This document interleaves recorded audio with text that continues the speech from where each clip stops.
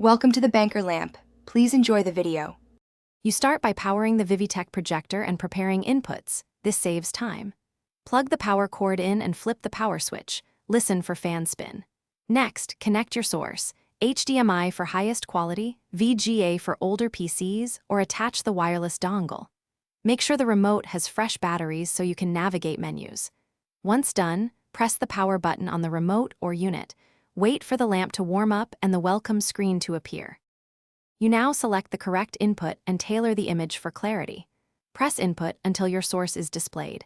If nothing appears, cycle power on the source. Then adjust focus and zoom on the lens, turn the rings until text is sharp. Use keystone correction sparingly. Excessive keystone reduces image quality, so physically realign projector when possible. Open the menu to set resolution to match your device and pick aspect ratio 16:9 or 4:3. Finally, route audio to speakers or external system. You finish by saving settings and verifying operation. Use a preset to store brightness, keystone, and input so repeat setups are fast.